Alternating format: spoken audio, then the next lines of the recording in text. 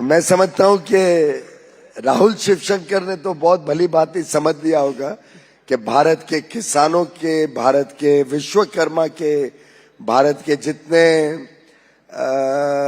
MSMEs हैं, इन सबके हितों को भी सुरक्षित रखा गया है और इन सब के लिए नए अवसर भी शुरू किए गए हैं।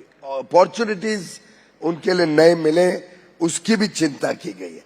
तो भारत की डेयरी पूरी तरीके से बाहर है, भारत के राइस, व्हीट, मक्का। अब मैं रोज देखता हूँ ट्वीट में कि मक्का मक्का बोल रहे हैं, पता नहीं, समझ नहीं आता कि उनको मक्का मालूम भी है कि नहीं क्या होता है। Does he know that maize is मक्का और corn? And I have announced कि वो ट्रेड एग्रीमेंट में उसमें कोई छूट नहीं दी गई है। आई हैव अनाउंस्ड कि सोया मील के ऊपर कोई छूट नहीं दी गई है। अब ये पोल्ट्री पे कोई छूट नहीं दी गई है, कोई जीएम फूड्स भारत में नहीं आएंगे। अब मुझे बड़ा दुख होता है देख के कि राहुल, नॉट राहुल शिवशंकर, कि एक बड़ी बेवकूफी कर रहे हैं कि हमारे अन्नदाताओं को, जो बहुत ही सरल होते हैं, बड़े मेहनती होते हैं, पर इतना ज्यादा उनको इन सब चीजों की गहराई से खबर नहीं होती है, इससे हम पब्लिकली बार बार कहते हैं।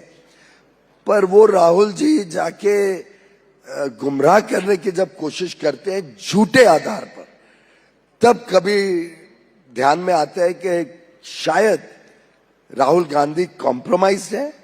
पर गांधी फैमिली तो कॉम्प्रोमाइज रही है, सालों साल से हम देखते हैं एक के बाद एक।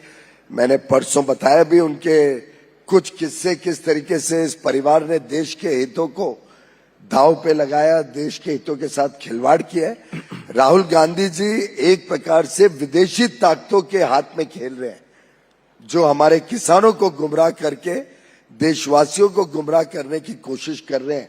ये डील भारत के हितों को सुरक्षित करती है, भारत के भविष्य को और हमारे युवा युवतियों के लिए नई टेक्नोलॉजी, नए युग के साथ जुड़ने के लिए और भारत को विकसित बनाने के लिए एक मार्ग प्रशस्त करती है। ऐसे में मुझे लगता है राहुल गांधी जी ने शायद अच्छी तरह समझा नहीं होगा या समझ के बाहर होगा उनके।